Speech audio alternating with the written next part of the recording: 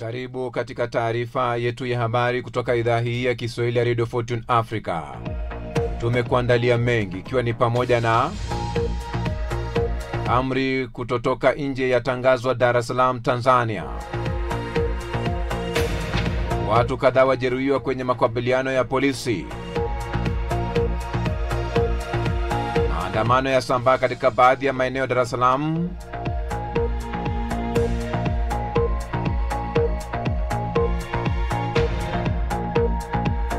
Rais Samia Suluhu Hassan apiga kura akiwa jiji kuu la Dodoma, Tanzania.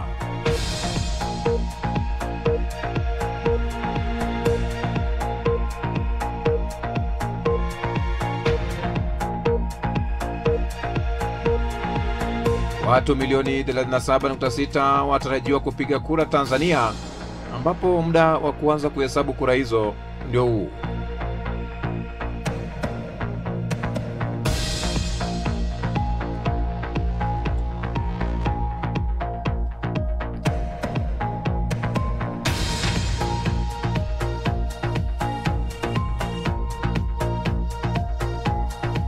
Naam. Na tumai ubuheri wa afya pote pale ulipo duniani kwa moyo mkunjufu na mikono miwili. Hujambo na karibu kwenye taarifa yetu ya habari kutoka idhaa hii ya Kiswahili ya Radio Fortune Africa. Jina langu ni Kantona Joseph. Kamanda wa polisi maalum Dar es Salaam Jumanne Muliro ametangaza amri ya kutotoka nje jiji hilo kuanzia leo saa 12 jioni hii. Hayo yanakufuatia matukio ya ghasia yaliyoshuhudiwa katika maeneo kadhaa mjini Dar es Salaam na kwingineko nchini humo, ambapo waandamanaji waliopinga kufanyika kwa uchaguzi wameandamana wakifunga barabara kadhaa na kuchoma moto maeneo kadhaa. Watu kadhaa wamejeruhiwa kwenye maandamano katika baadhi ya miji ya Tanzania, huku shughuli za upigaji kura ukiendelea katika uchaguzi mkuu ambao umekumbwa na mvutano. Waandamanaji waliwasha moto barabarani kuharibu mabasi na kusababisha uharibifu mkubwa kwenye vituo vya mabasi ya mwendo kasi na miundombinu mingine ya umma. Zaidi ya wapiga kura milioni 37 waliosajiliwa kupiga kura katika uchaguzi wa urais na ubunge. Vyama 16 vidogo ambavyo havina umaarufu vimeruhusiwa kugombea urais dhidi ya Rais Samia ambaye anawania muhula wa pili. Mgombea pekee wa upinzani Luhaga Mpina wa chama cha ACT Wazalendo alienguliwa kutokana na taratibu za kisheria. Maandamano katika jiji la Dar es Salaam yanazidi kusambaa kutoka Kimara yanayoingia katika maeneo ya Magomeni. Mapema asubuhi vikundi vya vijana walianza kujikusanya katika eneo la Kimara Akibo kabla ya kuingia barabarani kuziba barabara kabla ya kukabiliana na polisi. Maandamano haya yalishuhudiwa Kimara, Magomeni, Ubungo, Kinondoni, Shekilango na Tandale. Uharibifu mkubwa umeshuhudiwa kwa vituo vya mabasi vya mwendokasi, vituo vya kupiga kura, mabasi na maeneo ya kibiashara. Awali mkuu wa mkoa wa Dar es Salaam Albert Chalamila alionya kuwa vyombo vya dola viko imara kukabiliana na uvunjifu wa amani.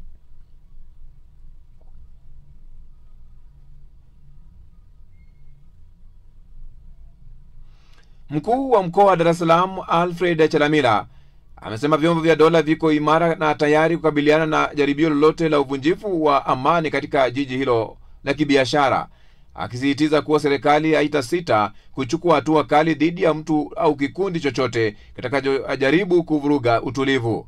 Kauli hiyo imewadia kufuatia taarifa ya kuwepo kwa kundi la vijana ambao hivi leo waliweza kufanya maandamano katika jiji hilo. Akizungumza na waandishi wa habari mara baada ya kupiga kura, Chalamila alisisitiza umuhimu wa kulinda utamaduni wa amani ambao Tanzania imeujenga kwa miaka mingi na kuwataka wananchi waendelee kuiamini serikali yao pamoja na vyombo vya usalama. Mgombea wa urais kupitia Chama cha Mapinduzi CCM nchini Tanzania Samia Suluhu Hassan alishiriki zoezi la kupiga kura la kumchagua rais, mbunge na diwani eneo la Chamwino, jiji la Dodoma leo tarehe 29 Oktoba hii.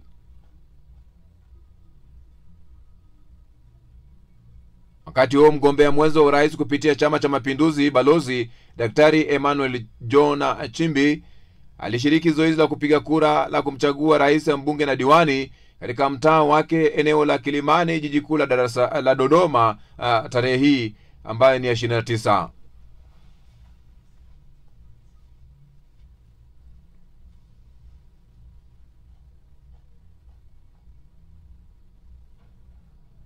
Watu milioni 37.6 walijiandikisha kupiga kura katika uchaguzi wa mwaka huu nchini Tanzania.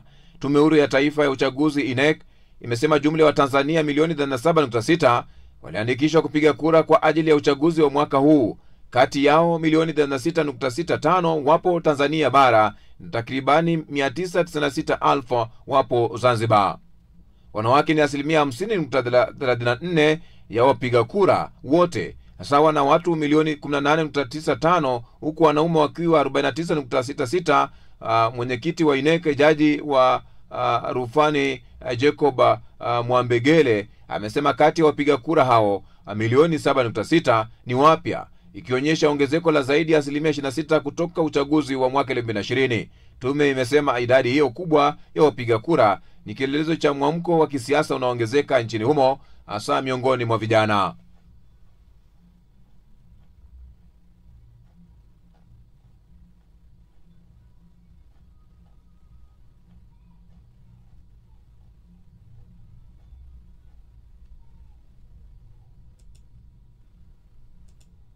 Unaendelea kupokea taarifa hii ya habari kutoka idhaa hii ya Kiswahili ya Radio Fortune Africa, kituo chako kinachokua kwa kasi sana duniani.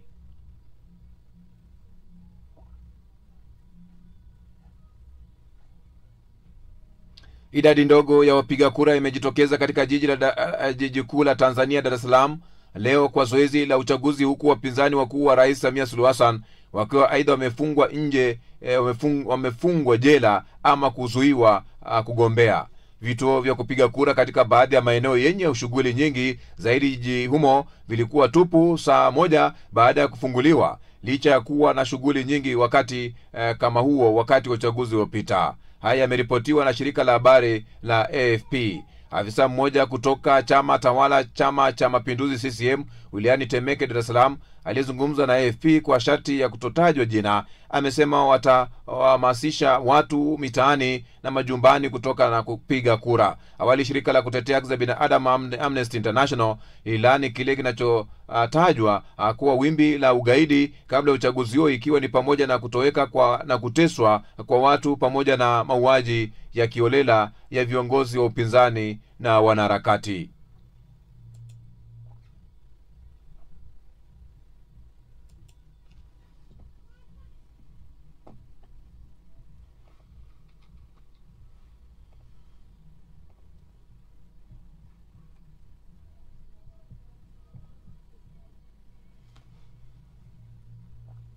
Waziri wa ulinzi wa Marekani Pete Hegseth amesema kuwa anaunga mkono mpango wa Japan wa kuimarisha ulinzi wake na kusema ni hatua muhimu kusonga mbele.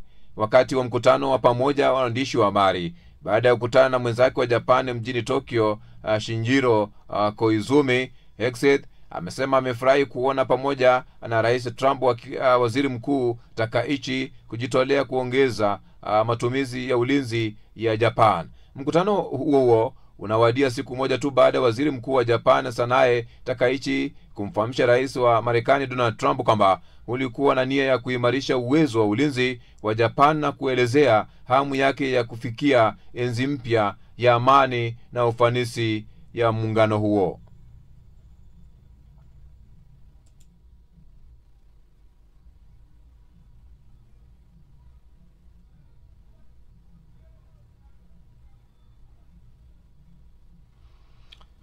Shirika la Umoja wa Mataifa la Mpango wa Chakula Duniani WFP limethibitisha kufukuzwa kwa wafanyakazi wake wawili wakuu nchini Sudan. Maandamano yenye ghasia yamezuka leo katika jiji kubwa la kibiashara nchini Tanzania, Dar es Salaam, wakati wa uchaguzi ambao Rais Samia Suluhu Hassan anatarajiwa kushinda kufuatia kuenguliwa kwa wagombea wakuu wa upinzani. Mamia waandamanaji wamefanya maandamano kuelekea eneo la daraja na la Selanda linaloelekea katikati mwa Dar es Salaam. Hali ni ya utulivu tofauti na chaguzi zilizotangulia. Utasikia mtazamo zaidi wa wachambuzi. Kwa hayo na mengine mengi, salia nasi kwenye matangazo haya ya jioni. Katika awamu hii, msikilizaji, tunashirikiana na shirika la DW ambapo ni ripoti za waandishi, makala vile vile na uchambuzi, ambapo hivi leo tunaguzia sana yale ambayo yanatendeka katika jiji ama miji tofauti Tanzania na kule visiwani Zanzibar. Hii ni idhaa ya Kiswahili ya Radio Fortune Africa, ambapo kwenye matangazo haya ya Afrika leo jioni, habari za dunia, tunashirikiana na shirika la idhaa ya Kiswahili ya DW. Vimechoma moto. Kupata picha halisi ya kile kinachoendelea na kilichotokea, tunajiunga na mwandishi wetu wa Dar es Salaam, George Njogopa. George, ikiwa unanisikia hivi sasa, tupe kwa muhtasari nini kinaendelea jijini Dar es Salaam. Baada ya milio ya muda mrefu ya risasi na mabomu iliyokuwa ikitawala katika maeneo mbalimbali ya jiji la Dar es Salaam, kwa hivi sasa kwa kiasi kumetulia kwa maana kwamba kile ambacho kilikuwa kikiwaogofya watu hakisikiki tena, na zilikuwa ni risasi na mabomu kutoka kwa vikosi vya polisi kuwadhibiti hao wa vijana waandamanaji ambao muhimikiza mji wa Dar es Salaam na miji mingine hapa Tanzania kupinga kile ambacho leo kimefanyika, uchaguzi mkuu. George, kutwa nzima leo nafahamu ulikuwa unafuatilia kile kinacho endelea. Athari kubwa zipi umezishuhudia kutokana na vurugu hizo zilizojitokeza? Uharibifu ni mkubwa kwa sababu kwanza nimezusha hofu kubwa kwa wakazi wa maeneo ambako matukio hayo yamejitokeza. Kumekuwa na matukio ya uchomaji moto, vituo vya mafuta, uharibifu wa miundombinu, magari yanayotumika kama kusafirisha abiria kwa mwendo kasi, uporaji wa mali binafsi katika maduka, na pia kuvuruga mtiririko wa mambo, na hata vituo vya kupigia kura baadhi vimesimama. Utaratibu ulikuwa ufanyike kuanzia saa 1 mpaka saa 10, lakini baadhi ya vituo vimeshindwa kutimiza malengo hayo, vikifungwa kunako saa 7, saa 8, na baadhi ya wafanyakazi katika vituo hivyo wakilazimika kuondoka kwenda kwingine kujaribu kunusuru uhai wao kutokana na kukumbwa na sintofahamu kutokana na mazingira halisi yanayoshuhudiwa. Vurugu hizi, George, zimeathiri kiasi gani zoezi la uchaguzi kwenye mji wa Dar es Salaam ambao ndio mji mkubwa kabisa nchini Tanzania na wa kibiashara? Licha kwamba ni mapema mno kujaribu kuainisha ukweli halisi namna athari zilizojitokeza, kwa sababu matukio haya yamekuwa sehemu mbalimbali hapa Dar es Salaam na yamejitokeza nyakati tofauti, lakini mchana mpaka jioni. Kwa hivyo bila shaka tathmini ya haraka itakapofanywa itatupa picha halisi. Lakini kabla hujaenda mbali zaidi, Chiluba, hivi punde tu kamanda mkuu wa jeshi la polisi hapa nchini Wambura ametoa tangazo ambalo limeanza kutekelezwa mara moja, kwamba kuanzia saa 12 hakuna raia anayopaswa kuonekana akirandaranda mitaani. Kwa hivyo kuanzia saa 12 wananchi wote wanaingia majumbani mwao. Na hivi punde nimekuwa nikipita katika mitaa hii, nimekuta duka moja watu wamejaa wingi wakijaribu kukusanya mahitaji yao. Ilikuwa mnamo saa 11 na dakika 50 hivi. Kwa hivyo wanakusanya kwa haraka kutia agizo la mkuu wa jeshi la polisi IGP Wambura. Polisi imesema ziada ya amri hiyo ya watu kutotoka nje inapofika 12 za jioni, ambayo ndio dakika kama 11 zilizopita. Polisi imetoa tamko kwamba tayari ifikapo 12 haitaki kuona raia yote akirandaranda mitani, na imesema kwamba kuanzia hapo vikosi vyake vitakuwa vikifanya doria maeneo mbalimbali, na hivyo imewatahadharisha na wale wenye usafiri magari, pikipiki, bodaboda hizo maarufu kutofanya safari aina yote kuanzia wakati huo, kwa hiyo itachukua doria yenyewe. Na bado haijafahamika rasmi kama marufuku hii inahusu zaidi mkoa wa Dar es Salaam na maeneo mengine ambako fujo zimeripotiwa kujitokeza kama Arusha, Mbeya huko na mikoa mingine ambayo bado ripoti zake hazijapatikana mara moja kuhusu fujo hizi. Kwa kifupi sana, unaweza kusema kwamba angalau kwa sasa vurugu zilizokuwa zinashuhudiwa mchana ambazo picha na video tumeziona zimekwisha? Kama unasema kwa haraka, kwa Dar es Salaam kuna utulivu kiasi unaoshuhudiwa, kwa sababu kwa muda mrefu kama masaa 3-4 kumekuwa na mfululizo wa risasi na mabomu yakirushwa hewani. Kwa hivyo sasa haukusikiki tena, lakini kunasikika baadhi ya maeneo machache. Kwa hivyo kuna utulivu kiasi, unaweza kusema. Huyu ni mwandishi wetu mjini Dar es Salaam, George Njogopa, tukizungumza naye moja kwa moja juu ya hali ilivyokuwa huko Dar es Salaam. Lilian. Haya, na tutaendelea kufuatilia kwenye matangazo yetu. Basi baada ya kusikia hayo ambayo yamejitokeza huko Dar es Salaam, tunaungana sasa na mchambuzi wa masuala ya siasa. Yeye yuko jijini Mwanza huko, Marcel Hamduni, ambaye pamoja na mambo mengine amezungumzia mchakato mzima wa uchaguzi ulivyokwenda, ambao ndio ameanza nao.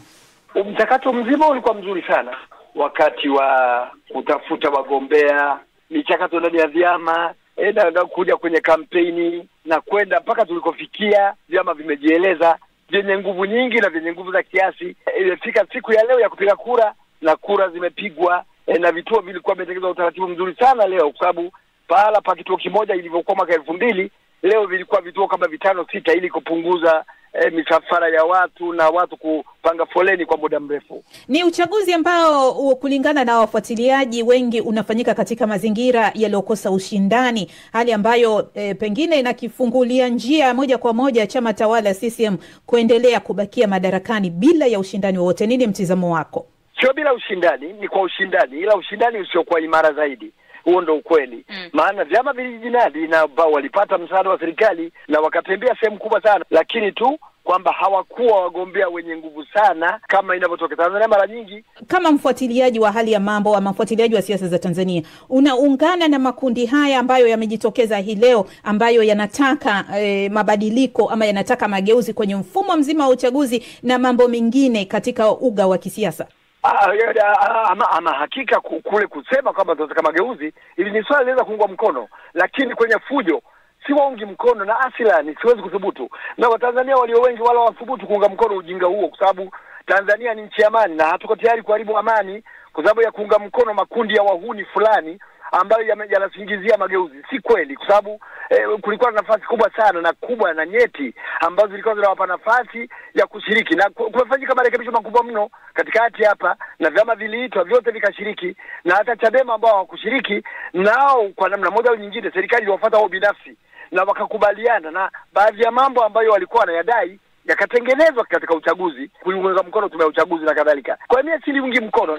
Naunga mkono mazungumzo, maafikiano na kadhalika, lakini swala la kwamba kuunga mkono fujo na vurugu haliwezi kuungwa mkono. Unaposema makundi ya wahuni unamaanisha nini? Namaanisha kwamba wanaacha mila na desturi nzuri za Tanzania, kushiriki katika mazungumzo na mijadala na kuanza kuingia mitaani na kufanya fujo. Na mitaa iliyoingiwa vurugu si kana kwamba ni mingi, michache sana wameingia, na hiyo haikuzuia uchaguzi kwa sababu ilishafanyika uchaguzi. Lakini kwa ujumla ni kwamba na tunaita wahuni kwa sababu wanaacha mambo ya wanaanza kutaka kuliingiza taifa katika mgogoro ambao hatukuzoea wa Tanzania na si desturi yao. Na nataka tu niendelee hapo, pengine inaibua kitisho cha kuvuruga amani nchini Tanzania hali kama hii. Bila shaka inaweza kuibua kitisho, japokuwa ni fujo ndogo, lakini ni kitisho kwa sababu unapoharibu vitu vya watu umeleta kitisho cha kuharibu amani. Haijaribika amani bila shaka. Na pengine labda unadhani wanahitaji kusikilizwa kwa namna moja ama nyingine? Huwezi kusikiliza watu wenye kufanya fujo. Hii labda ni Ulaya. Kwa etika hapana. Watu wanaofanya fujo wanatakiwa kushughulikiwa. Haya ni mchambuzi huyo wa masuala ya siasa Hamdun Marcel, kama alivyozungumza na mwenzangu Lilian Mtono akiwa kule Mwanza, Tanzania. Haya, na kabla tujaendelea kwanza tupate mapumziko. Ndio hali ambayo msikilizaji tunazidi kusonga nayo mbele. Unasikiza idhaa hii ya Kiswahili ya Radio Fortune Africa. Kwa sasa tunashirikiana na DW ambapo unasikia pale hivi mchambuzi anasema hatuwezi kuzungumza na watu ambao wanafanya fujo au wanashughulikiwa.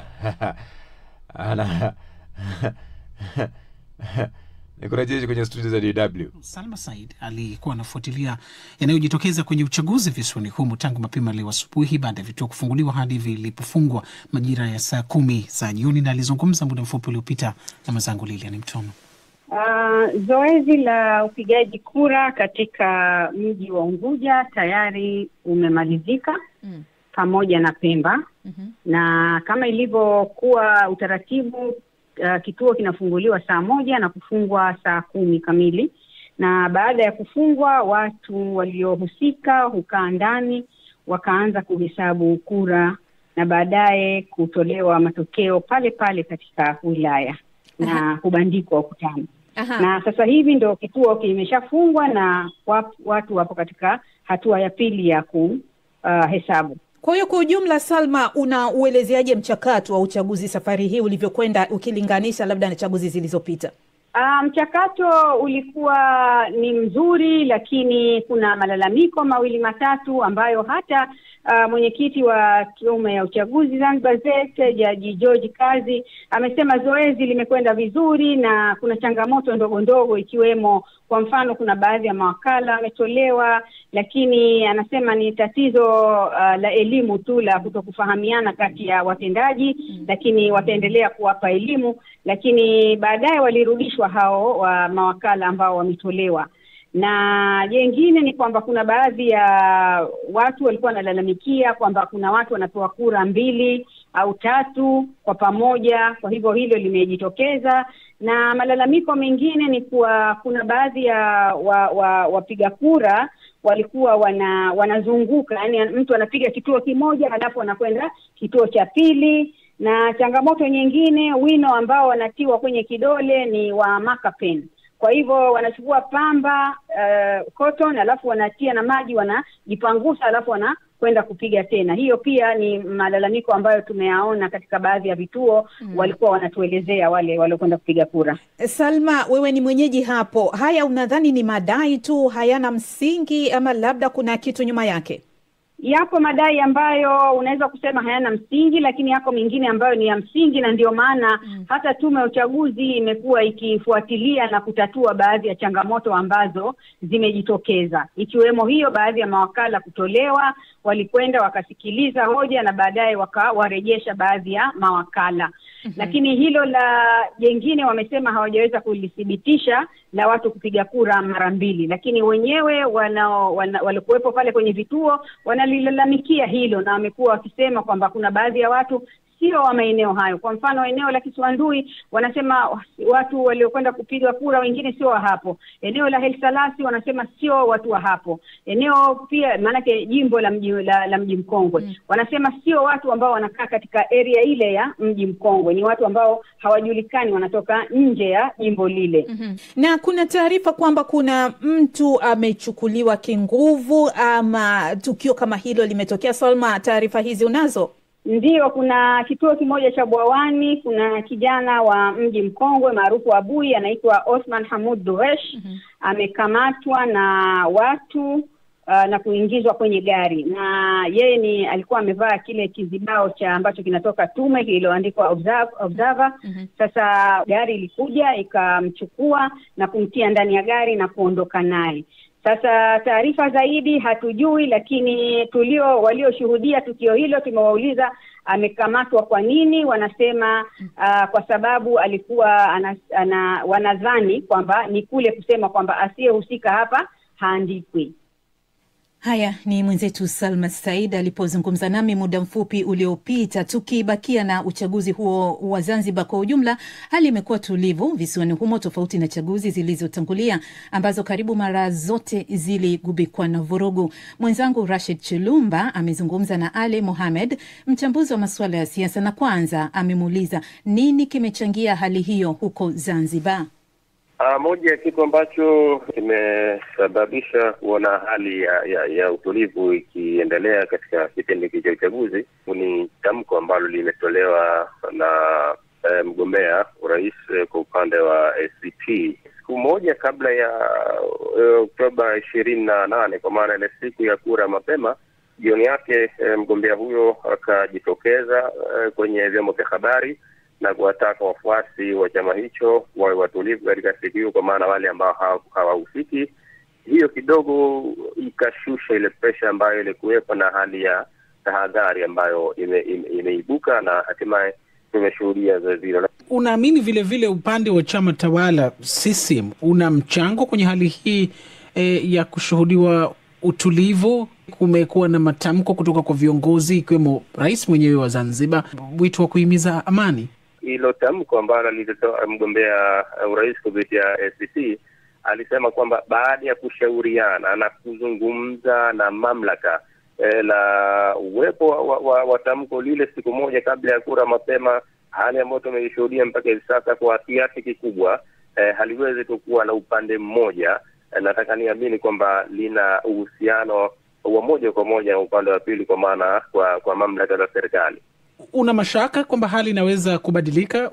Sina mashaka kwa sababu hakuna viashiria vya aina yoyote tofauti na hizo chaguzi sita zilizopita. Mazingira ya Zanzibar kwa ufuatiliaji wangu sijawahi kuyashuhudia mpaka kwamba siku moja kabla ya uchaguzi unajiuliza hivi kesho ndio kuna uchaguzi mkuu Zanzibar, kwa maana hali imekuwa ni ya utulivu, hali ya amani, hakujaripotiwa taarifa zozote. Lakini hata asubuhi ya ile siku ya kupiga kura ambayo inakuwa ni leo, mara kadhaa huwa kuna zile dosari za awali ambazo zinaripotiwa. Kwa mfano, unaweza ukakuta taarifa labda karatasi za kupigia kura zimechelewa, au kumekuja karatasi ambazo tayari wengine wanahofu kwamba zilishapigwa kura zinakuja tu, ama baadhi ya mawakala wa vyama hata kikuu cha upinzani kuzuiwa.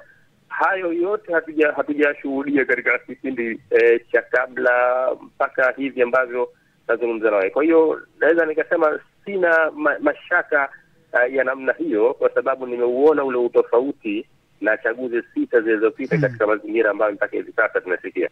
Kwa mtazamo, umefuatilia uchaguzi tangu asubuhi, unakupa viashiria kuwa umeandaliwa chini ya misingi ya uhuru na haki?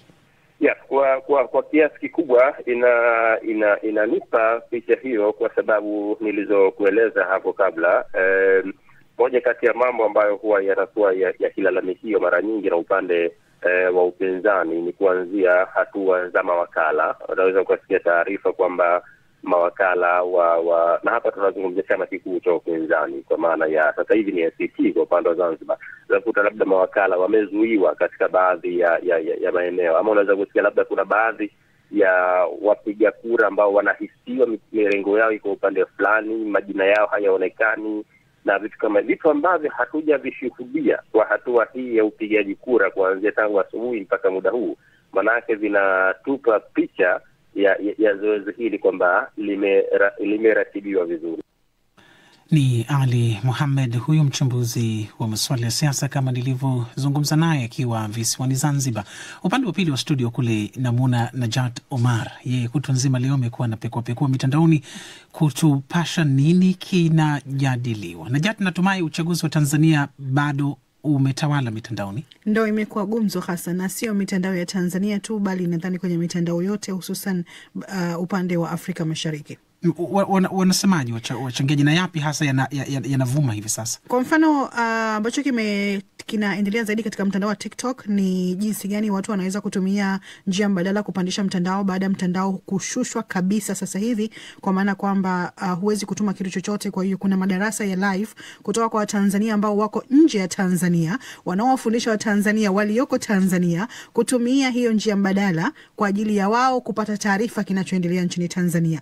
Live zimekuwa nyingi sana, na watu wanashare, na watu wanazungumza, na watu wanajadili.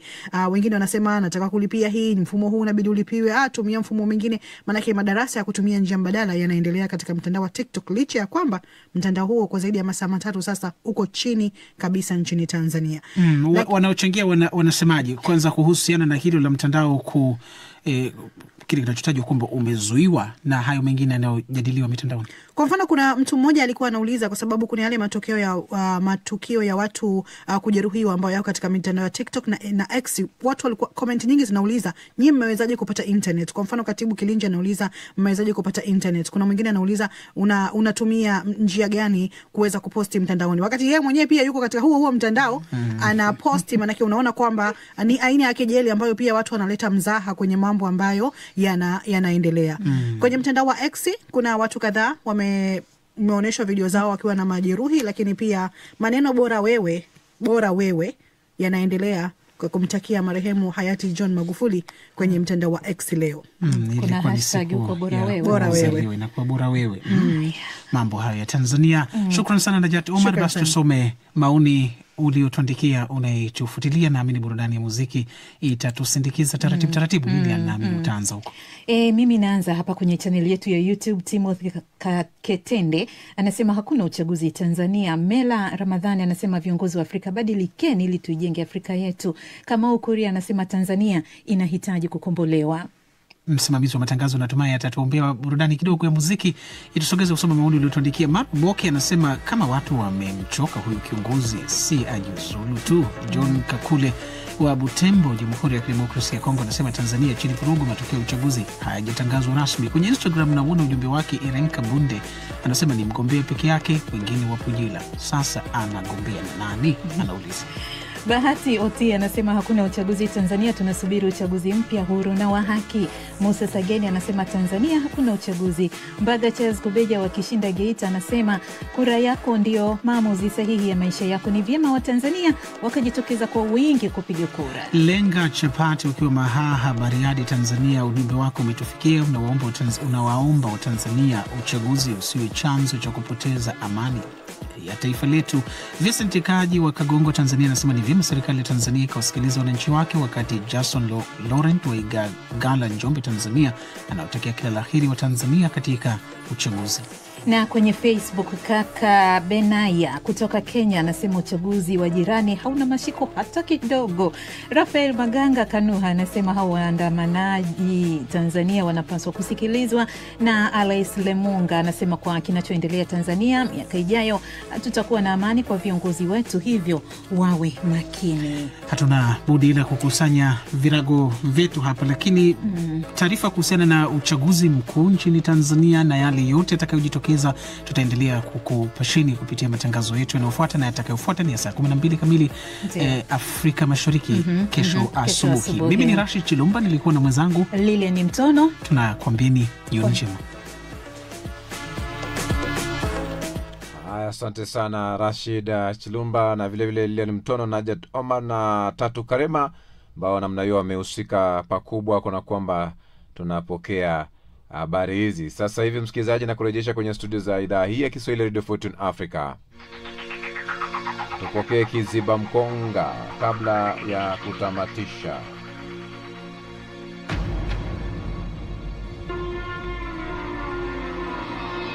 Kiziba Mkonga cha sasa. Usipambane na walioamua kukudharau. Usipambane na walioamua kukudharau. Waruhusu waendelee kukudharau, ila hakikisha unazalisha matokeo ambayo yatawalazimisha wa kuheshimu baadaye, watake au wasitake. Only results that count, and that is the best revenge is success. Usipambane na walioamua kukudharau. Waruhusu waendelee kukudharau, ila hakikisha unazalisha matokeo ambayo yatawalazimisha wa kuheshimu baadaye, watake wasitake, wapende wasipende. Only results that count, and that is the best revenge is success.